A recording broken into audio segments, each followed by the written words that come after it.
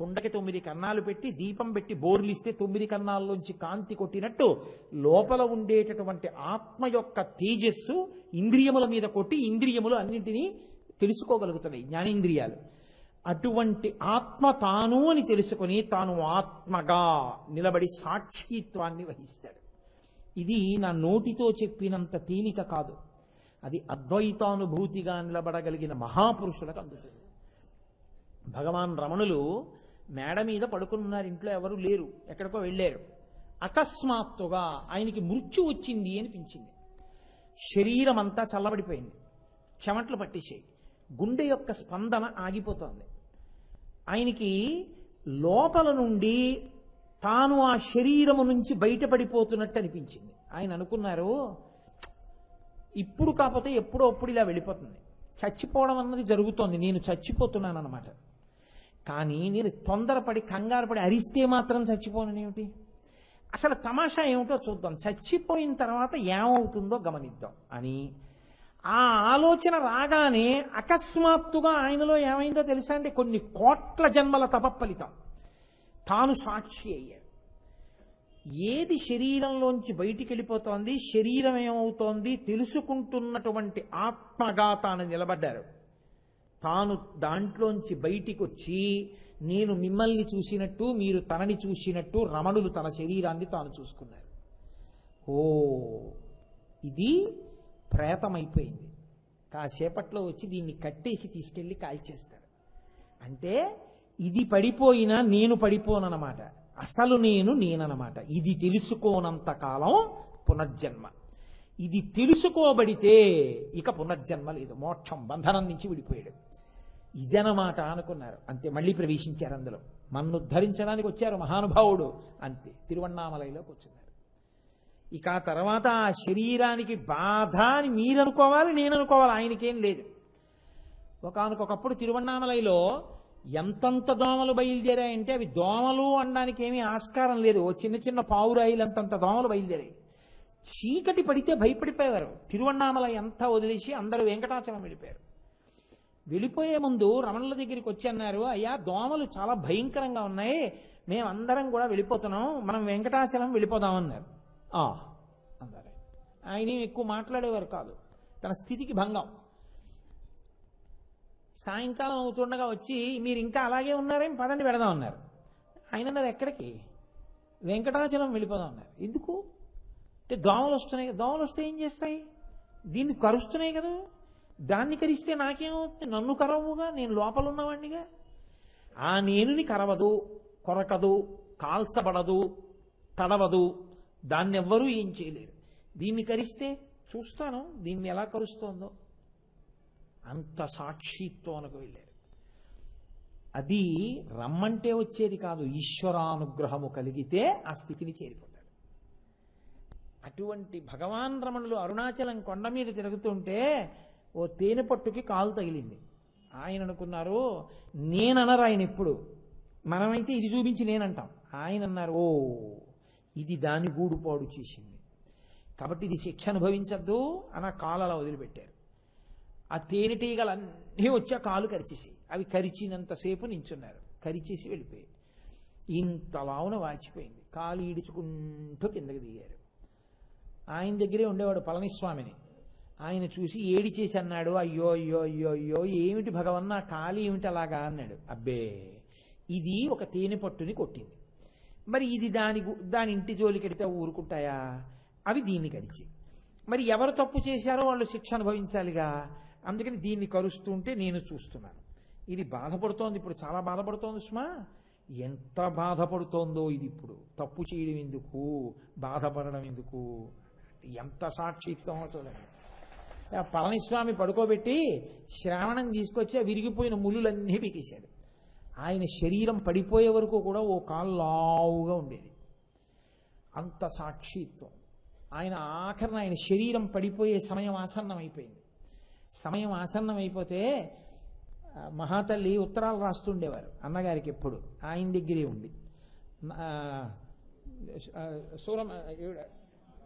నాగమ్మ గారు, సూరి నాగమ్మ గారు కట్టకడపటి దర్శనమని ఏడుస్తూ వెళ్ళి భగవన్ ఏంటి డాక్టర్లు అంటున్నారు, ఏమిటో ఇది ఉంటుందని ఒకడంటాడు, ఇది వెళ్ళిపోతుందని ఒకడంటున్నాడు.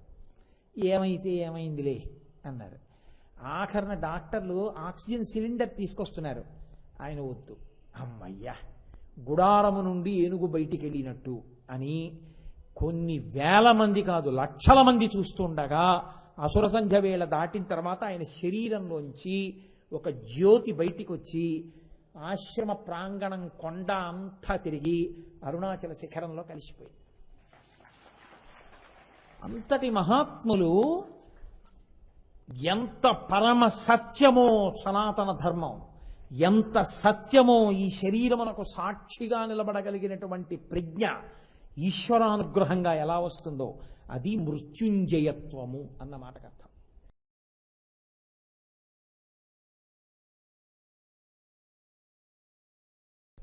పరమశివుడికి కాలకాలుడు అని ఒక పేరు. కాలకాలహ, కాలము అన్నది మనకి బాహ్యార్థంలో మనం నిర్మాణం చేసుకున్నటువంటి ఒక ప్రణాళికని, మనం చేసుకున్నటువంటి ఒక కార్యక్రమ రూపకల్పనకి ఏ సమయమునందు ఏది చెయ్యాలి అన్నదానికి పనికొచ్చేటటువంటి వ్యవస్థగా ఆధ్యాత్మశాస్త్రం పరిమితం చేసి మాట్లాడదు. కాలము అన్న మాట ప్రధానంగా రెండు విషయాల్ని ప్రతిపాదన చేస్తుంది. కాలము చుట్టుకు పడుకున్నటువంటి పాము లాంటిది. చుట్టుకు పడుకున్న పాము చూడండి, మెల్లగా ఆ చుట్టలోంచే కదలిక మొదలు పెడుతుంది. అదే భుజంగభూషణో. ఆ కాలము గ్రసించేస్తుంది. కాలమునకు ఉండేటటువంటి లక్షణం ఏమిటంటే ప్రతి క్షణంలోనూ కూడా మార్పుకి కారణమవుతూ ఉంటుంది.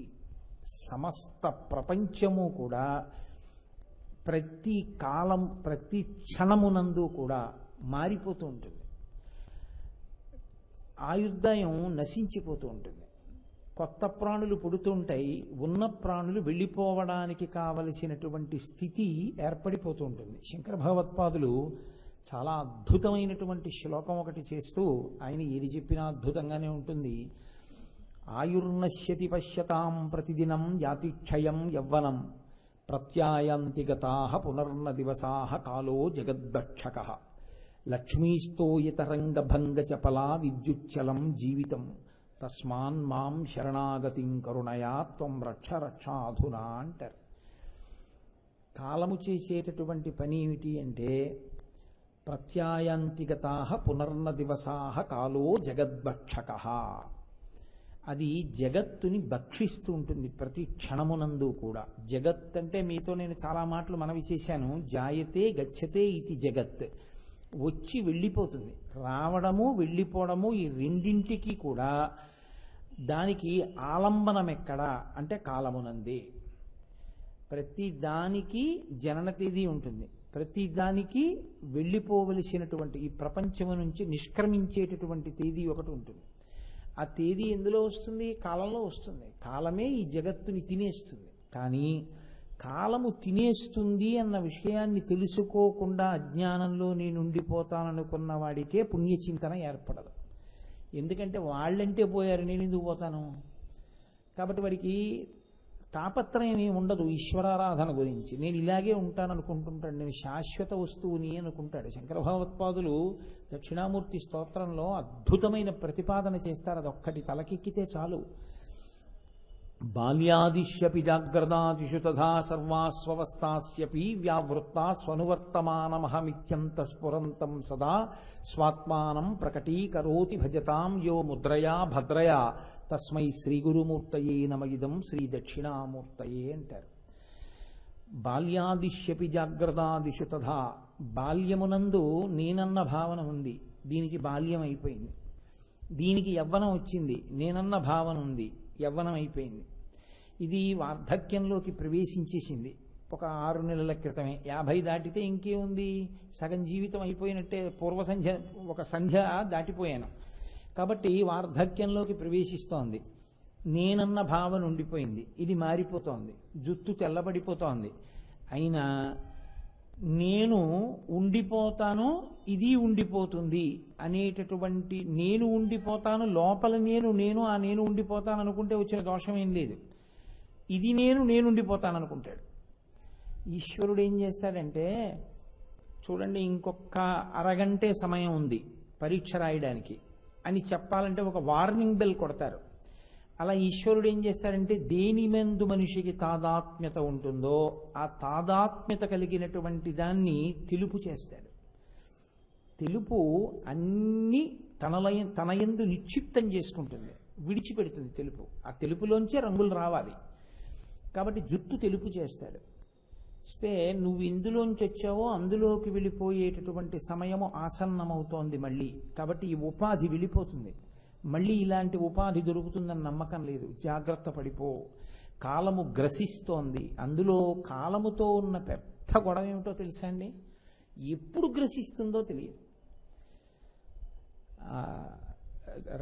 రాజమహేంద్రవరాన్ని పరిపాలించినటువంటి రాజు భార్యతో అంటాడు, నిత్యమా జీవితము నీటిపై బుగ్గ అంటాడు. నీటి మీద బుడగ ఎంతసేపు ఉంటుంది అంటే ఏం చెప్తావు? ఈ జీవితం ఎంతసేపు ఉంటుంది అంటే కూడా అంతే. ఎవ్వరూ చెప్పలేరు దానికి జవాబు. అన్నిటికన్నా చాలా ప్రమాదకరమై మీకు హామీ లేనిది ఇది అంటే ఇది ఎంతకాలం ఉంటుందో తెలియకపోవడం. అసలు దీంట్లో ఉండడం వల్ల పెద్ద ప్రయోజనం ఏమిటి? ఈశ్వరుణ్ణి చేరుకోవడానికి కావలసినటువంటి సాధన సంపత్తులు దీని యందు సమకూడి ఉన్నాయి. ఈశ్వరనామం చెప్పడం కానీ, ఓ పూజ చేయడం కానీ, ఓ ప్రదక్షిణం చేయడం కానీ, ఓ దానం చేయడం, ఓ ధర్మం చేయడం దీంతో చేయొచ్చు. కాబట్టి తొందరంతా దేని మీద ఉండాలి? ఈశ్వరార్చన యందు ఉండాలి. కానీ మనకి దేని మీద ఉంటుందంటే ఎప్పుడునూ అక్కర్లేని విషయాన్ని నెత్తి మీద వేసుకొని ఎప్పుడూ ఏదో చేస్తూనే ఉంటాడు. కొడుకు అంటాడు అయిపోతుంది, కూతురు అంటాడు అయిపోతుంది, మనవలంటాడు అయిపోతుంది. నీకు సృష్టి ఉన్నంత కాలం నిన్నుంచినా నువ్వు ఎవరో ఒకళ్ళని ఉద్ధరించే కర్తవ్యం నీ నెత్తి మీద పెట్టుకుంటూనే ఉంటావు. పక్షి అలా చేయదు, రెక్కలు వచ్చిన తర్వాత వదిలిపెట్టేస్తుంది. ప్రారంధం అంతా ఎక్కడంటే మనిషి మాత్రం ఎన్నేళ్ళు వచ్చినా ఇంకా కొడుకుల మీద, కోడళ్ల మీద, మనవల మీద, మనవరాళ్ల మీద ఆ అనుబంధానికి అర్థమేం ఉండదు. ఇంకా శీలం శీల బిగించినట్లు దివితే శ్రీకాళహస్తీశ్వర అంటాడు ధూర్జటి. అద్భుతమైన పద్యం నిజంగా. అందులో ఆయన ఆలంచున్ మెడగట్టి దానికి అపత్యశ్రీని కల్పించి, ఎంత గొప్ప పద్యం. ఒక ఆలిని తెచ్చి మెడకు కట్టావు, దానికి పిల్లలు పుట్టారు. ఇప్పుడు నాకు 50 ఏళ్ళు వచ్చిన తర్వాత ఇంకా ఒక్కటి చేయవలసింది, అది కూడా అయిపోతే ఇంకా బాగా అనుభవంలోకి వస్తుంది. అప్పుడు ఒక్క 53 ఏళ్ళు వచ్చిన తర్వాత ఒక సత్యం ఎరుకలోకి వస్తుంది. ఏమిటి నేను 53 ఏళ్ళుండి ఈ భూమి మీద చేసింది? ఓ కొడుకుని ఓ కూతుర్ని కన్నాను, ఆ కూతుర్ని ఇంకో ఇంట్లోకి పంపించాను, ఇంకో ఇంట్లో ఆడపిల్లని నేను తెచ్చుకున్నాను. నా దగ్గర ఓ కొడుకు కూతురు, నా దగ్గర మిగిలింది కూడా కొడుకు కోడలు. నా కూతురు ఇంకో ఇంటికి కోడలుగా వెళ్ళింది, ఇంకో ఇంట్లో అమ్మాయి నాకు కోడలుగా వచ్చింది. కొత్తగా పడిన ముళ్ళు ఏమిటి? బంధుత్వాలు, మనవలు, మనవరాళ్ళు. శీల ఒనర్చినట్లు దివితే తాడు పెద్దదవుతోంది. ఎంత పెద్దదైతే అంత కడుతుంది నేను. కాబట్టి ఏమిటి నన్ను నేను ధరించుకున్నది? ఈశ్వర. కాలమునందు ఈశ్వరుడి వైపుకు వెళ్ళడం చేత కానటువంటి వాడు బంధీకృతుడైపోతాడు, తెలుసుకోలేడు. కాలము గ్రసించేస్తుందిరా, హామీ ఏమి లేదు, ఇంతకాలం ఉంటామని నమ్మకం లేదు. ఒక చమత్కారమైన విషయం ఒకటి చెప్తుంటారు పెద్దవాళ్ళు. ధర్మరాజు గారి దగ్గరికి ఒక యాచకుడు వచ్చి ఏదో అడిగాడు. అడిగితే ఆయన అన్నాడు, రేపు ఇస్తాను రా అన్నాడు. భీమసేనుడు అన్నాడు, మోగించండి నగారాలు అన్నాడు. నగారాలు మోగించారు. అంటే ఏదో శుభం జరిగింది. అరే విజయఢంకా మోగింది, నగారాలు మోగాయి, నేను చక్రవర్తిని, నాకు తెలియకుండా ఏం జరిగిందని పిలిచి అడిగాడు ధర్మరాజు. ఏమో మాకు తెలియదు, మీ తమ్ముడు మోగించమన్నాడు అన్నారు. భీముడిని పిలిచి అడిగాడు, ఏమైందిరా, ఎందుకు మోగించావురా అన్నాడు. అన్నయ్య ఎందుకు మోగించావని అడుగుతాయేమిటి? కురుక్షేత్రం గెలవడం గొప్ప విషయం కాదు, కాలాన్ని గెలవడం చాలా గొప్ప విషయం. ఏమి నమ్మకం ఈ శరీరం రేపటి వరకు ఉంటుందని, కాబట్టి పుణ్యకార్యం ఇవాళే చేసేయాలి. కానీ నువ్వేమన్నావు, రేపు చేస్తానన్నావు, అంటే రేపటి వరకు ఉంటానని నమ్మకమేగా, కాలం గెలిచావుగా, ఇంతకన్నా గొప్ప గెలిపి ఏమిటి? అందులో విజయఢంకా మోగించమన్నానన్నాడు. కాబట్టి కాలము ఏ క్షణంలో గ్రసిస్తుంది ఎవ్వరికీ తెలియదు, ఎలా గ్రసిస్తుంది అంతకన్నా తెలియదు. ఎన్ని రక్షణలు పెట్టుకున్నాను అని అనుకోండి, మీ బ్లడ్ గ్రూప్ తెలుసుండి మీ బ్లడ్ గ్రూప్ సీసాలు మీ వెనకాతలు వస్తూ 1 inch above the eye and 2 inches below the forehead specialists కూడా మీ వెనకాతల అంబులెన్సుల్లో వస్తున్నా, ఇంతమంది స్పెషలిస్టులు, ఇన్ని బ్లడ్ బాటిల్స్ ఇన్ని వస్తున్నా, 1 కోటి మంది వైద్యులు కూడి వచ్చినా కానీ మరణమయ్యడి వ్యాధి మాన్పలేరు. ఈశ్వరుడు తీసేయాలనుకుంటే ఉంచగలిగినటువంటి ప్రజ్ఞ భాషించిన వాడు లేడు. ఎవరో మహాత్ములు ఉంటారు, పరమాచార్య స్వామి వంటి వారు. కాబట్టి ఎప్పుడు గ్రసిస్తుందో తెలియదు. ఇది ఒక పెద్ద ప్రమాదం కాలంతో. అది ఒకళ్ళని ఇద్దరిని కాదు, అలా ప్రతి క్షణం గ్రసించేస్తూ ఉంటుంది. ఇప్పుడు నేను మాట్లాడినటువంటి ఈ కాసేపట్లో ఈ ప్రపంచ పటంలో ఎంతమంది వలవల ఏడ్చారో, శరీరాలు పడిపోయాయని. నేను ఇప్పుడు ఈ మాట్లాడిన 10 నిమిషాల్లో ఎంతమంది సంతోషపడ్డారో, నాకు కొడుకు పుట్టాడు, కూతురు పుట్టింది అని. ప్రతి క్షణం మారుతుంది, పరిణామశీలమైపోతుంది కాలము వలన. కాబట్టి ఈ కాలము అత్యంత బలవత్తరము, దీన్ని ఆపడం నీ తరం కాదు. అందుకే భాగవతంలో సూర్య భగవానుడికి ఓ కొడుకు ఓ కూతురు. కొడుకు యముడు, కూతురు యమున. యమునకి ముందుకెళ్ళడం వచ్చు, వెనక్కి రావడం రాదు. యముడికి వెళ్ళిపోయేటటువంటి యమునలో కాలంలో పడిపోవలసిన వాడిని పడగొట్టడమే తప్ప పడగొట్టకుండా క్షమించడం ఆయనకి రాదు. అంత గొప్ప పిల్లలు ఇద్దరు. ఆయనది కదలిక, ఆయన పిల్లలది కదలిక, అదే పోలికలు. రెండవ విషయం, కాల కలయతామహం. లెక్కలన్నీ ఈశ్వరుడు కాలరూపంలోనే కడతాడు. ఫలితాలు ఇచ్చేది జీవుడికి ఇస్తారు. శరీరానికి ఫలితమే ఉండదండి, జీవుడికి ఫలితం. ఈ జీవుడు బాధపడాలి, అప్పుడు ఈ శరీరం బాధపడేటట్టుగా ఆయన ఉత్తర్వు చేస్తాడు. ఇది బాధపడుతోందనుకోండి, జీవుడికి బాధ కాదు. వీడి చేసుకున్న పుణ్యం ఉంది, వీడిని సుఖపెట్టాలి, ఇది సుఖపడేటట్టు చేస్తాడు. ఇది సుఖపడుతోంది, జీవుడు సంతోషపడుతూ ఉంటాడు. ఆయన సుఖపెట్టాలి, దుఃఖపెట్టాలి, ఆయన స్వతంత్రంగా ఏమీ అలా అనవసరంగా అన్ని విషయాల్లోనూ జోక్యం చేసుకోడు. పాపపుణ్యములను లెక్క పెట్టుకుని దాన్ని ఆధారంగా జీవుడికి దుఃఖం కానీ సుఖం కానీ ఇస్తూ ఉంటాడు. అందుకే నువ్వు అనుకున్నవన్నీ అయిపోతే ఇంకా ఈశ్వరుడు ఎక్కడున్నాడు? అనుకోవడం వరకే నీ వంతు, అయిందా లేదా ఈశ్వరుడు యొక్క అనుగ్రహం. ఆయన కాలమునందు ఫలితములిస్తాడు, కాలమునందు ఈ లోకమునంతటిని గ్రసిస్తాడు, తినేస్తూ ఉంటాడు. ఇలా తినేస్తున్న గమ్మత్తు ఏమిటంటే, ఎవడికి వాడంటే వెళ్ళిపోయాడు కానీ నేను వెళ్ళను అనుకుంటాడు. అంత పెద్ద మాయ కప్పి ఉంచుతాడు. పోతన గారు ఒక అద్భుతమైన పద్యం చేశారండి భాగవతంలో. అంటే అది హిరణ్యకశిపుడి నోటితో చెప్పించారు ఆయన. మచ్చిక వీరికెల్ల బహుమాత్రము చోద్యము దేహి పుట్టుచున్ చచ్చుచునుండ చూచెదరు తా చావకమానుడు వారి భంగి ఈ చచ్చిన వానికి ఎచ్చెదరు ఇదెక్కడి చోద్యము ఎచ్చట నుండి వచ్చెనచ్చటికి పోవుట నైజము ప్రాణికోటికి. ఓ చచ్చిపోయిన శవాన్ని పెట్టుకుని చావబోయే శవాలు ఏడుస్తుంటాయి. అంటే లోకంలో అది ఆ ధర్మం అనుకోండి, కాదనడానికి ఉండదు. ఆయన అన్నాడు, అదేమిటది? మచ్చిక వీరికెల్ల బహుమాత్రము చోద్యము. ఇంతకన్నా ఆశ్చర్యం ఏంటి?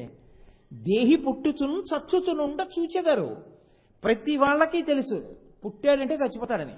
తా చావకమానుడు వారి భంగి ఈ చచ్చిన వానికి ఎచ్చెదరు. వీడేదో చచ్చిపోయిన వాళ్ళే, చచ్చిపోయిన వాడి కోసం వీడేడుస్తాడేమిటి? ఎచ్చట నుండి వచ్చనచ్చటికి పోవుట నైజము ప్రాణికోటికి. ఎక్కడి నుంచి వచ్చాడో అక్కడికి వెళ్ళిపోవడం నైజమయ్యా. ఈ ఉపన్యాసానికి వచ్చాను, ఉండిపోతానేంటి ఇక్కడేను? ఏదో 8, 8:30 వెళ్ళిపోతాను మా ఇంటికి. అలాగే ఈ జీవుడు ఎక్కడి నుంచో వచ్చాడు కాలంలో, వాడు తిరిగాడు. ఇత పూర్వం ఎక్కడెక్కడో తిరిగాడు. శంకర భగవత్పాదులు దాని పరిశీలనానికి ఒక మార్గం కూడా చెప్పారు. అదొక్కటి చాలండి మారాలంటే. శంకర భగవత్పాదుల శ్లోకాలంటే అమృత భాండాలు. కాతే కాంత అని అడిగారు. ఇంత వెర్రెక్కిపోతున్నావు కదా, మీ ఆవిడ ఎవరు? ఎక్కడి నుంచి వచ్చిందో తెలుసా? మా అత్తగారి కడుపులోంచి వచ్చింది. మీ అత్తగారి కడుపులోకి రాకముందు ఎక్కడి నుంచి వచ్చింది తెలీదు. ఏంటంటే మా ఆవిడ గురించి నన్ను అడుగుతారు. కస్తే పుత్ర, పోనీ నా కొడుకు అంటున్నావుగా, నీ భార్య సంగతి తెలియకపోవచ్చు. నీ కొడుకు నీ ఆవిడ కడుపులోంచేగా వచ్చాడు, నా కొడుకు అంటున్నావుగా. వాడెక్కడి నుంచి వచ్చాడు? అజీవుడు, తెలీదు. సంసారోయమతీవ విచిత్ర. ఈ రెండు కలిస్తేనేగా సంసారం, భార్య బిడ్డలేగా. కస్యత్వం, నువ్వెవరు? కుతయాయాత, ఎక్కడి నుంచి వచ్చావు? మా అమ్మగారి కడుపులోంచి వచ్చానండి. మీ అమ్మగారి కడుపులోకి వచ్చావుగా జీవుడివి. మీ అమ్మగారి కడుపులోకి రావడానికి ముందు ఎక్కడున్నావు? ఇలా ఎన్నాళ్ళ నుంచి తిరుగుతున్నావు? ఎక్కడెక్కడ తిరిగావు? ఎప్పటికీ ఈ జీవయాత్ర నువ్వు ఆపేదిహా? నీకు విసుగు లేదా? కొద్దిగా ప్రయాణం చేస్తే అబ్బా అలిసిపోయిన పడుకుంటావే, ఎన్నాళ్ళు ఈ ప్రయాణం చేస్తావు? పునరపి జననం పునరపి మరణం పునరపి జననీ జఠరే శయనం జిహ సంసారే బహుదుస్తారే కృపయాపారే పాహిమురారే. అసలు నీకు అలసట అన్న మాట రావట్లేదా? బా వద్దులేవయా, ఇన్నేళ్లుండి ఏమి కంటినికనే నవ్వారి రక్షించదన్నంటాడు ధూర్జటి. అబ్బా ఇలా ఎన్ని సంవత్సరాలు ఎక్కడెక్కడ బతికాను, ఏమిటి నేను చేసిన ఉపకారం? నాకు నీ చేసుకున్నది లేదు. కాబట్టి ఈశ్వరా, నాకు జ్ఞానం ఈ చాలు. కాలము గ్రసిస్తూ ఉంటుంది ప్రాణులను, కానీ ఎవడికి వాడికి రామకృష్ణ పరమహంస ఒక అద్భుతమైన విషయాన్ని చెప్తుండేవారు. ఒక పాము, ఒక త్రాచు పాము ఒక కప్పని పట్టుకుంది. ఇప్పుడు సగం పట్టుకుంది కప్పని. అది మెల్లిమెల్లిగా నోరు విప్పి మిగిలిన కప్పని మింగుతుంది. కప్ప వెనక భాగం పాము నోట్లో ఉంది, కప్ప ముందు భాగం బయటికి ఉంది. ఆ ముందుకున్నటువంటి కప్ప నోటి ముందు ఒక ఈగ ఎగురుతోంది.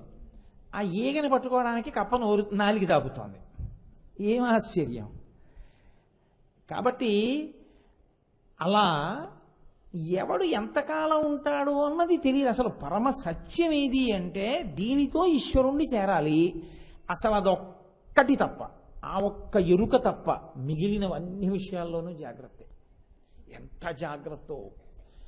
ఈ ఒక్క విషయంలో ఆత్మద్రోహం అన్నారు. అందుకే మహానుభావుడు దీక్షితుల వారు అన్నారు, ఒరే నీకు నువ్వు ద్రోహం చేసుకుంటున్నావురా అన్నారు. ఇంత గొప్ప ఉపాధి వచ్చింది, చేసిందా? ఏమీ లేదు. ఒక్క ధర్మం పాటించవు, ఒక్కసారి నామం చెప్పవు, ఓ పుణ్యకార్యం చెయ్యవు, ఓ శ్రవణం చెయ్యవు, ఏమీ అక్కర్లేదు. మిగిలినవన్నీ పరమశ్రద్ధ. ఒక్కసారి ఊపిరాగిపోతే అంతే, కొత్త చాపలో చుట్టేసి పట్టుకెళ్ళి కాల్చి అవతల పారేస్తారు. ఎవడికి సంబంధం? 11 రోజులు దాటిపోయిందంటే తలుచుకునేవాడు ఉండడం. ఏడాది అయిపోయిన తర్వాత ఇంటి పురోహితుడు గుర్తు చేయాలి, మీ నాన్నగారికి అద్దెనం వస్తోందండి అని. ఏమిటో వెంపర్లాడిపోతున్నావు. అసలు ఎప్పుడూ పట్టుకునే ఈశ్వరుడు గురించి చింతేలేదు నీకు. ధూర్జటి దెప్పి పొడుస్తాడు కాళహస్తీశ్వర శతకంలో. ఎప్పుడో అంటామే ఈశ్వరుడు ఒక్కడి విషయం. ఆడపిల్ల పుట్టింది, ఆర్డి మొదలెట్టావు. ఏం మరి నీ శరీరం విషయంలో? జీవుడు కూడా మరి వచ్చే జన్మకి జాగ్రత్త పడాలిగా. ఏం చేస్తున్నావు? దానికి చేసింది లేదు. ఎప్పుడు చేస్తావంటే పెద్దవాడిని అయ్యాక చేస్తానంటావు. అప్పుడు మోకాళ్ళ నొప్పులు, అప్పుడు ఏం చేస్తావు? అప్పుడు కూర్చోనో లేదు, ఆచమనం లేదు, ఇంకేం నువ్వు చేసేది? దంతంబుల్ పడనప్పుడే తనువు ఎందారూఢియున్నప్పుడే కాంతాసంఘము రోయనప్పుడే జరాక్రాంతంబు కానప్పుడే వింతల్ మేన చెరించునప్పుడే కురుల్ వెల్వెల్ల కానప్పుడే చింతింపన్వల మీ పదంబుజములం శ్రీకాళహస్తీశ్వర అంటాడు. ఒంట్లో ఓపిక ఉండగా కదా, దీపం ఉండగా కదా ఇల్లు చక్కబెట్టుకోవడం. దీపం నిధనం అయిపోయిన తర్వాత ఇంకా చక్కబెట్టేది ఉంటుంది. కాబట్టి కాలము ఆధ్యాత్మశాస్త్రమునందు బహుధా పరాకు చెప్తుంది. ఉండిపోయేది కాదు సుమా ఉపాధి. ఉండని ఉపాధిని ఆధారం చేసుకుని ఉపాసన ద్వారా ఎప్పుడూ ఉండే సత్యంలోకి నువ్వు ప్రవేశించేయాలి. ఎప్పుడూ ఉండే సత్యంలోకి వెళ్ళిపోతే ఇది పడిపోతున్నా నీకు ఇహ బెంగలేదు. ఆ సత్యము ఎరుకలోకి తెచ్చుకునే ప్రయత్నం అంటూ మొదలు పెడితే ఈ జన్మలో కాకపోతే వచ్చే జన్మలో 10 జన్మలో 20 జన్మలో దగ్గరికంటూ నడుస్తావు. అసలు అదొక్కటే జీవితంలో అక్కర్లేదైతే ఇక రక్షించేవాడేవాడు? ఈ ఉపాధి వల్ల ప్రయోజనం ఏమిటి వస్తుంది? కాబట్టి కాలము ఆధ్యాత్మ శాస్త్రమునందు అనుల్లంఘనీయము. దాన్ని ఎవ్వరికి తరం కాదు. వెనక్కి మీరు ఒక్క క్షణాన్ని తీసుకురావడం ఈ భూమి మీద పుట్టిన వాళ్ళెవ్వరూ ఇప్పటి వరకు చేసిన మొనగాడు లేడు. ఒక తేదీ కాదు, ఒక క్షణం వెళ్ళిపోయిన కాలాన్ని వెనక్కి తెచ్చి ఇదిగో ఈ క్షణాన్ని మళ్ళీ తెచ్చాను అన్నవాడు లేడు. అది ఆయన శాసనం, అంతే. అది ముందుకే నడుస్తుంది. అలా నడవగలిగినటువంటి కాలంలో నువ్వు జాగ్రత్త పడకపోతే ఇబ్బందికి లోనైపోతావు. దాని లక్షణం ఏమిటి? కాలము అంటే కాలమునకు ఉన్న గొప్ప లక్షణము గ్రసించుటయే. అది తినేస్తుంది. అందుకే కాలమునకు శంకర భగవత్పాదులు వాడిన పర్యాయ పదం జగద్భక్షక. నేను అన్నం ఎలా తింటానో, నేను ఈ అరటిపండు ఎలా తింటానో, అది కేవలం ఒకటే తింటుంది. కాలము జగత్తుని తింటూ ఉంటుంది. జగత్తుని పుట్టించి జగత్తుని తింటుంది. దాని ముందు ఎవరైనా పడిపోవలసిందే. దాన్ని ఎవ్వరూ వెనక్కి తేలేరు. దాని ముందు నిలబడగలిగినటువంటి వాడు లేడు.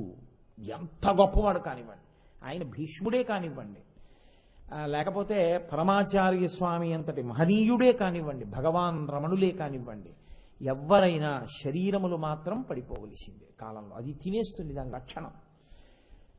అప్పుడు నువ్వు ఉండిపోతుందన్న భ్రాంతితో దీనికి సంబంధించి ఏవి తెచ్చి పెట్టుకున్నావో అవన్నీ దీంతో పాటే వెళ్ళిపోతాయి. ఇది తెల్లగా ఉంది అన్న భావన దీంతోనే వెళ్ళిపోతుంది. దీనికి 4 కొడుకులు, దీంతోనే వెళ్ళిపోతుంది. ఇంకా ఆ కొడుకులు దీనికి చెందరు, ఇది కాలిపోతుంది. దీనికి ఇంత ఐశ్వర్యం, తర్వాత జీవుడు దరిద్రుడు, తెలియదు. ఆ ఐశ్వర్యం ఆ జీవుడికి వెళ్ళదు. కాలము ఇన్ని మార్పులు తీసుకొచ్చేస్తుంది. అందుకే శంకర భగవత్పాదులు కాలం గురించి చేసిన శ్లోకాలు చదివితే బాదం పప్పుని నించోపెట్టి గోటం పెట్టి కొట్టి బద్దలగొట్టి పప్పు తీసినట్టుంటాయి శ్లోకాలు. అలా ఇలా ఉండవు. పట్టిన పిచ్చి వదిలిపోతుంది, బూజులు కర్ర పెట్టి దులిపినట్టు దులుపుతాయి ఆ శ్లోకాలు. ప్రత్యేకించి భజగోవిందంలో అందుకే కదండి మోహముద్గరం అని పేరు. మాకురు ధనజన యవ్వన గర్వం హరతి నిమేష కాల సర్వం మాయామయమిదమఖిలం హిత్వా బ్రహ్మపదం త్వం ప్రవిశ విదిత్వా అంటారు. మహానుభావుడు ఆయనకి కాబట్టి పడ్డాయి ఆ మాటలు. మాకురు ధన జన యవ్వన గర్వం, నేనన్న భావన, అహంకారం, ధనం, జనం ఇవన్నీ ఎక్కడితో పోయాయో తెలుసా? ఆ ఊపిరి ఆగడంతో పోయాయి. నా కొడుకు అంటాడు, నా కోడలంటాడు, నా కూతురల్లంటాడు, నా అల్లుడంటాడు, నా బంధువులు అంటాడు, ఇన్ని అంటాడు. ఆ ఊపిరి ఆగింది. తాను చూడాలి చూడాలి చూడాలన్నవాడు వచ్చాడు, ఏమీ చూడడం, కన్ను విప్పి కూడా చూడడం. నాన్నగారండి అమ్మ అని ఏడుస్తారు, ఏమీ మాట్లాడడం. కట్టేశారు, ఏమీ పలకడం. బిందెతో నీళ్లు పోసేశారు, చెవుల్లోకి వెళ్ళిపోయాయి, కళ్ళల్లోకి వెళ్ళిపోయాయి, ముక్కుల్లోకి వెళ్ళిపోయాయి, ఏమీ పలకడం. తీసుకెళ్లి కట్టెల మీద పడుకోబెట్టారు, మాట్లాడడం. నెయ్యి పోసేస్తూ ఉంటారు, ఉలకడం. అగ్ని సంస్కారం చేసేస్తారు, దగ్ధమైపోతుంటుంది, నల్లగా మాడిపోయి, ఏమీ ఉలుకుండదు. అయిపోయి ఇంటికి వెళ్ళిపోయారు. మీ నాన్నగారు ఏరి అన్నారు అనుకుని పోయారండి అంటాడు, అంతే. ఎప్పుడైంది ఇన్ని? ఎప్పుడు పోయాయి? నీ అన్న ఐశ్వర్యం పోయింది, నీ వాళ్ళన్న వాళ్ళు వెళ్ళిపోయారు. అసలు నేనని నువ్వు చెప్పిన ఈ శరీరం పోయింది. కల్లరి బొమ్మయో కాయంబునొల్లా అద్దె కొంపల పోలు భోగంబులొల్లా, ఇది వెళ్ళిపోయింది చిత్రం. అరే ఇంత నమ్మాను, ఇది వెళ్ళిపోయింది. ఏది మిగిలింది నీకు? ఏమీ లేదు. చేసుకున్నది ఏమైనా ఉంటే కదా రావడానికి. అప్పుడు మళ్ళీ కుక్కో పందో పిల్లో నల్లో. కాలము ఒక్క క్షణం. శంకరులు అన్నారు, ఇవన్నీ తీయడానికి చాలా రోజులు పడుతుంది అనుకుంటున్నావేమో. మాకురు ధనజన యవ్వన గర్వం హరతి నిమేషకాల సర్వం. ఒక నిమిషం ఇవన్నిటినీ డిటాచ్ చేసేస్తుంది, తీసేస్తుంది. అది దాని శక్తి. మాయామయమిదమఖిలం హిత్వా, అప్పుడు నీతో వచ్చేది ఏమీ లేదు. బ్రహ్మపదం త్వం ప్రవిశ విదిత్వా, ఇది ఉండగా నువ్వు బ్రహ్మపద ప్రవేశం చేసే ప్రయత్నం చేయి. ఇహ కాలమునకు లొంగకుండా ప్రయత్నం చేయి. అందుకే దీనికి సంబంధించినవన్నీ ఉండిపోతాయని విర్రెక్కిపోయిన వాళ్ళ పేర్లు లేవు చరిత్రలో, అసలు జ్ఞాపకాలు లేవు. అంతవరకు ఎందుకండి? నేను మిమ్మల్ని ఒక్క ప్రశ్న అడుగుతాను, నిజాయితీగా గుండెల మీద చెయ్యేసుకుని చెప్పండి, మీ ముత్తాత గారి తండ్రి గారి పేరు ఎంతమంది చెప్పగలరు సభలో? ఆయన చాలా వెర్రెక్కిపోయి ఉంటాడు. నా కొడుకు, నా మనవడు, నా మునిమనవడు అని పాపం ఎంత మురిసిపోయి ఉంటాడు, అసలు పేరు కూడా తెలియదు. అసలు 3 తరాలే తెలియవు తద్దినం పెట్టేటప్పుడే చాలా మందికి. అందుకే ఎలాగో కలికాలంలో పేర్లు తెలియవని గైలో తద్దినం పెట్టేటప్పుడు ఏదో ఇంకో పేరు పెట్టి, ఎన్నమ్మా ఏదో పేరు పెట్టి ఇచ్చేసేయి తర్పణం అంటారు. అంత దారుణంగా ఉంటుంది నమ్మితే నువ్వు లోకాన్ని. నిన్ను ఉద్ధరించేవాడు, నీ జీవుణ్ణి ఉద్ధరించేవాడు ఎవ్వడూ ఉండడు. నీకున్న పిచ్చే వాడికి అంటుకుంటుంది. గోదానం చేయరా అంటే 11 రూపాయలే ఇస్తాడు వాడు గోదానానికి. ఎక్కడ వస్తుంది గోవు? గోవు వెంట్రుక తోక కూడా రాదు వైతరిని దాటడానికి. నువ్వు బడి కొట్టుకోవాలంటే ఆ చీము నెత్తుర్లో. కాబట్టి నీ ఒంట్లో ఓపిక ఉండగా నువ్వు చేసుకో. ఇది కాలము ఈశ్వర స్వరూపమై హెచ్చరిక చేస్తుంది. అందుకే ఆదిత్య హృదయంలో కృతఘ్నఘ్నాయ దేవాయ జ్యోతిషాం పతయే నమః. నేను వేళ్ల పట్టున ఉదయిస్తున్నాను, నువ్వు లేవలేకపోతున్నావు, కృతఘ్నుడివి, నిన్ను భంజిస్తానంటాడు ఈశ్వరుడు కాలరూపంలో. ఈ కాలమును దాటినవాడు లేడు. కారే రాజులు రాజ్యములు గెలువరే గర్భోన్నతింపొందరే వారేరీ సిరి మూట కట్టుకొని పోవంజాలిరే భూమిపై పేరైనన్ కలదే శిభి ప్రముఖులున్ ప్రీతిన్ యశక్కాములై ఈరే కోర్కెలు వరలంతలపరే ఈ కాలమున్ భార్గవ. ఇదంతా నాది, ఇదంతా నాది, ఇదంతా నాది, ఈ రాజ్యం నాది, ఈ రాజ్యం నాది అన్నవాళ్ళు ఎంతమందో విజయస్తంభాలు నాటుకున్న వాళ్ళు. ఆ విజయ స్తంభాలు కూడా భూమిలో పడిపోయాయి. వాడి పేరు కూడా లోకంలో లేదు. ఎంతమంది భూమిపతులు వచ్చారో ఆ తర్వాత.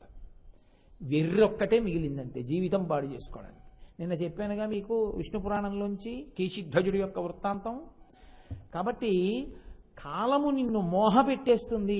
ఆ మాయయందు కాలములో పడిపోతే ఇక మళ్ళీ నువ్వు మనుష్య శరీరంలోకి వస్తావని నమ్మకం లేదు. కానీ కాలమును నియమించగలిగినవాడు, కాలమును శాసించగలిగినవాడు ఒక్కడే ఒక్కడున్నాడు. కాబట్టి ఇప్పుడు వాడి కాళ్ళు పట్టుకుంటే నిన్నేం చేస్తాడు? వాడొక్కడే లాగగలడు కాలంలోంచి బయటికి. అది కాలకాలహ. వాడు కాలమును శాసిస్తాడు. అంటే ఆయన తలుచుకున్నాడు అనుకోండి, కాలమునందు జరగవలసినవి జరపకుండా కూడా ఆయన శాసనము చెయ్యగలడు. ఆ కాలమును అవసరమైతే వెనక్కి తెచ్చేయగలడు. మీకు నేను ఒకరోజు మహాభారతంలోంచి సైంధవోపాఖ్యానం చెప్తూ చెప్పలా? ఈశ్వరుడు తలుచుకుంటే ఏదైనా చెయ్యగలడు. ఆయన యొక్క అనుగ్రహం అటువంటిది. కాబట్టి పరమేశ్వరుడు కాలకాలహ. ప్రత్యేకించి కాలహ శబ్దాన్ని గ్రసించడంలో ఎటువైపు నుంచి చెప్తారంటే యమధర్మరాజు గారితో చెప్తారు. సృష్టి మన్మధుడి వైపు నుంచి చెప్తారు. అందుకే పుట్టుకకి కాముడు కారణం, చనిపోవడానికి కాలుడు కారణం. అయితే అసలు తత్వంలో ఒక పెద్ద రహస్యం ఉంది తెలుసా అండి? మన్మధుడెవరు? విష్ణుమూర్తి కొడుకు. విష్ణుమూర్తి కొడుకు మన్మధుడు, లక్ష్మీదేవి యొక్క కుమారుడైన. కందర్పదర్పహ రసుందర దివ్యమూర్తే కాంతాకుచాంబురుహ పుట్మలలోల దృష్టే కళ్యాణ నిర్మల గుణాకర దివ్య కీర్తే అని పాడుతున్నాం కదా. అటువంటి మన్మధుడు విష్ణువు యొక్క కుమారుడు. ఎవరు చంపేశారు మన్మధుణ్ణి? శివుడు చంపేశాడు. ఇంతకన్నా వాళ్ళిద్దరి మధ్య గొడవడానికి కారణం ఇంకోటి ఉండాలా? మీరు జాగ్రత్తగా ఆలోచించండి. శివుడున్న చోట కాముడు ఉండడు, బాగుంది. రాముడున్న చోట కాముడు ఉంటాడా? రాముడు తండ్రిగా విష్ణువు. రాముడు ఉంటే కాముడు ఉంటాడా? రాముడున్న చోట కాముడు ఉండడు. ఆయన ఆత్మారాముడు, బ్రహ్మజ్ఞానం అది. కాబట్టి రాముడున్నా కాముడు ఉండడు. ఆ తండ్రి ఉన్నా కొడుకు ఉండడు దగ్గర. కాబట్టి తండ్రి కొడుకుల సంబంధాలు అవి కాదు తత్వంలో చూడవలసింది. ఏది పట్టుకుంటే ఇది నిలబడదు, ఇది మీరు చూడాలి. కామకోటి, అమ్మవారి పాదం పట్టుకుంటే ఉంది. కామకోటి పాదం పట్టుకుంటే కామము నిలబడదు, మన్మధుడు నిలబడడు. ఈశ్వరుడు శాసించాడు మన్మధుణ్ణి, ఈశ్వరుడు శాసించాడు యమధర్మరాజుని. వీళ్ళిద్దరినీ నిగ్రహించినవాడు పరమేశ్వరుడు. అందుకే ఆయన పాదాలు పట్టుకుంటే ఏమవుతుందంటే మళ్ళీ కాముడి యొక్క అనుగ్రహమైనటువంటి జన్మ ఉండదు, కాలుని యొక్క వ్యగ్రతకి పరాకాష్ఠ అయిన మృత్యు ఉండదు. మరి ఈ జన్మకి చిట్ట చివరిసారి ఇది పడిపోతుంది. ఇది పడకపోవడం అన్నది ఉండకూడదు కదా, కాబట్టి ఇది పడిపోతుంది. ఎంతటి మహాత్ముడికి పడిపోతుంది. కానీ ఈ పడడమే ఆఖరిసారి పడడం. ఇంకొకసారి పడకూడదు. ఇంకొకసారి పడకూడదంటే అసలు ఇంకోసారి శరీరంలోకి వెళ్ళాడు. ఇది ఎవరిని పట్టుకుంటే జరుగుతుంది. నూతిలో పడిపోయినవాడు నూతిలో పడిపోయిన వాడిని తాడేయమంటే పైకెక్కుతాడా? నూతిలో పడిపోయినవాడు నూతి మీద ఉన్నవాడు తాడేస్తేనే పైకెక్కుతాడు. కాముణ్ణి కాల్చినవాడు కాలుణ్ణి తన్నినవాడే మిమ్మల్ని కాముడి బారి నుంచి కాలుడి బారి నుంచి పైకెత్తగలడు. కాబట్టి అలా చేసిన వాడెవరో ఆయన కాలకాలహ. అందుకే ఉజ్జయిన్లో ఉన్నటువంటి శివలింగానికి మహాకాళేశ్వర లింగం అని పేరు. అందుకే మహాకాళేశ్వరుడికి నిర్మాల్యంతోనే పూజ. మీరు మిగిలిన దేవాలయాల్లో శివలింగానికి ఇవాళ సూర్యోదయానంతరం పూజ జరిగింది అనుకోండి, మళ్ళీ రేపు సూర్యోదయ పూర్వం కూర్చ అంటారు, మెత్తటి బ్రష్ తోటి తీసేస్తారు ఆ పూలన్నీ. ఒక్క ఉజ్జయిన్లో మాత్రం నేను వెళ్ళి ఇలా పూలు పూజ చేశాను అనుకోండి, మళ్ళీ తర్వాత వచ్చిన వాళ్ళకి ఆ పూలే తీసి చేతిలో పెట్టి పూజ చేయండి అంటారు. ఆ పూలే చేసేస్తుంటారు అలాగా. మరి నిర్మాల్యంతో పూజ అవదా? అవదు. ఎందుకు అవదో తెలుసా అండి? శరీరం పడిపోయి పృథివీలోకి వెళ్ళిపోయింది, మళ్ళీ ఈ పృథివీలోంచే మళ్ళీ కొత్త శరీరం తయారవుతూ ఉంటుంది. ఆ పంచభూతాల్లోంచే పిండాండాలు వస్తాయి, పిండాండాలు బ్రహ్మాండాల్లోకి ఎడతాయి. ఇవన్నీ చేసేవాడు మహాకాళుడు. ఆయనే లయం చేస్తాడు, ఆయనే ఉత్పత్తి చేస్తాడు. అందుకే మహాకాళ దర్శనం చేస్తే అపమృత్యు దోషం పోతుంది. అటువంటి మహానుభావుడైనటువంటి మహాకాళుడు కాలకాలుడు. ఆయన కాలమును శాసిస్తాడు, ప్రత్యేకించి కాలుణ్ణి శాసిస్తాడు. అందరికీ ఉండేటటువంటి సామాన్య భయం ఏమిటో తెలుసా అండి? ఒకటే భయం. మంచి నగరంలో అపార్ట్మెంట్లో ఉన్నవాడికి పాముల భయం ఉండదు. ఎక్కడో ఊరికి పొలిమేరల్లో ఉన్నటువంటి ఒక ఇంట్లో ఉన్నటువంటి వాడికి పాము భయం ఉంటుంది. అందుకని పాము భయం వాడికి వీడికి కూడా ఉంటుందని మీరు చెప్పకూడదు. వాడికి వీడికి కూడా ఉండే భయం ఏమిటో తెలుసా అండి? మృత్యు భయం. ప్రతి వాడికి భయం ఏమిటంటే చచ్చిపోతానేమో. ఈ చచ్చిపోతానేమో అన్న భావన పోవాలన్నా, చచ్చిపోయే శరీరాన్ని సాక్షిగా చూడగలిగిన జ్ఞానం రావాలన్నా, చంపేవాణ్ణి నియమించగలిగినటువంటి వాడి పాదం పట్టుకున్న ఆయుర్దాయం పొందాలన్నా పరమశివుడే ఆధారం. వినా మార్గం లేదు. అందుచేతనే ఆయనకి కాలకాలహ అని పేరు. ఎక్కడ కాలకాలుడయ్యాడు? ఒకటి కాదు, ఎన్నో సందర్భాల్లో ఆయన కాలకాలుడయ్యాడు. ఏదో ఒక్క చోటే అని మీరు అనుకోకండి. కానీ ప్రఖ్యాతి వహించినటువంటి వృత్తాంతం లోకంలో మార్కండేయోపాఖ్యానం. అందుకే మార్కండేయోపాఖ్యానానికి వెంటనే ఫలశ్రుతి చెప్పారు. అది చిత్రం ఏమిటో తెలుసా అండి? సాధారణంగా మీరు ఈ ఆఖ్యానం అంతా వింటే అని ఉంటుంది. మార్కండేయోపాఖ్యానానికి ఉన్న గొప్పతనం ఏమిటంటే, అపమృత్యు దోషం వస్తోంది అని భయం ఉంటే చంద్రశేఖరాష్టకం ఒక్కటి చేస్తే చాలు. కానీ ఎక్కడ చెయ్యాలి? నియమం ఉంది. శివసన్నిధౌ, శివాలయంలో కూర్చుని చెయ్యాలి. శివాలయంలో కూర్చుని చెయ్యాలి అంటే దానికి తగిన నియమం పాటించి చెయ్యాలి. చేస్తే మాత్రం అలా చంద్రశేఖరాష్టకం కామ్యంతో చేస్తే అపమృత్యు దోషాన్ని కూడా అది పరిహరించగలదు. అసలు ఇక మార్కండేయోపాఖ్యానం ఏమింటే అత్యద్భుతం అన్నమాట అది. అందుకే మార్కండేయోపాఖ్యానాన్ని అసలు చదవని వాళ్ళు, దాన్ని శ్లాఘించని వాళ్ళు లోకంలో ఉండరు. మీరు ఏ ప్రఖ్యాత దేవాలయానికి వెళ్ళండి, మార్కండేయ ప్రతిష్ఠిత శివలింగం ఉంటుంది. శ్రీకాళహస్తి వెళ్ళండి, మీరు నాయనారులని దాటగానే ఎడంచేతి పక్కన అరుగు మీద మార్కండేయ ప్రతిష్ఠిత శివలింగం ఉంటుంది. ఎక్కడికి వెళ్ళినా ఉంటుంది. ఆయన మృకండు మరుద్వతి ఋషి దంపతుల యొక్క కుమారుడు. అయితే మార్కండేయోపాఖ్యానం పైకి కనపడినంత సులువుగా ఉండదు. లోపల చాలా ధర్మ సంబంధమైన గహనమైన విశేషములు నిక్షేపింపబడి ఉంటాయి. మృకండు మహర్షి, మరుద్వతి వాళ్ళిద్దరూ దంపతులు. వాళ్ళిద్దరూ గృహస్థాశ్రమంలో ఎలా జీవించాలో అలా జీవించినటువంటి వాళ్ళు. గృహస్థాశ్రమం దేనికి? గృహస్థాశ్రమం ప్రధానంగా దేని కొరకు అంటే అతిథులను ఆదరించుట కొరకు. అతిథులను ఆదరించడం వినా ఇంకా మిగిలిన వాటికి అన్నింటికీ గృహస్థాశ్రమం పనికొచ్చింది అనుకోండి, అది భ్రష్ట గృహం అని గుర్తు. ఈశ్వరుడు ఎవరి రూపంలో వస్తాడో తెలుసా అండి? ఇంకా వేరే రాడు. అతిథి దేవో భవ. కాబట్టి ప్రమదితవ్యం. స్నాతకం చేసేటప్పుడు చెప్తారు పెళ్లి కొడుక్కి, ఒరే ఈ విషయంలో చాలా జాగ్రత్త సుమా, పరాకు పడకు. ఈశ్వరుడు ఎప్పుడైనా నీ ఇంటికి వస్తే అతిథి రూపంలోనే వస్తాడు. అందున చాలా పెద్ద శుభం ఏదైనా చెయ్యాలనుకున్నాడు అనుకోండి, నిష్కామి, ఏ కోరిక లేని వ్యక్తి మీ ఇంటికి వస్తాడు. అందుకే దశమస్కంధంలో ఊరకరారు మహాత్ములు వా రథముల ఇండ్ల కడకు వచ్చుటలెల్లం కారణము మంగళములకు మీరొచ్చుట శుభము మాకు నిజము మహాత్మా అంటాడు నందుడు గర్గుడు వస్తే. కాబట్టి ఇంటికి వచ్చినటువంటి అతిథుల్ని ఆదరించడం ఏదుందో అదే గృహస్థాశ్రమమునకు అత్యంత ధర్మము. అదొక్కటి చేయకుండా అతిథిని పిలిస్తే అతిథి వచ్చి తింటే మన ద్రవ్యం అయిపోతుందని భయపడ్డ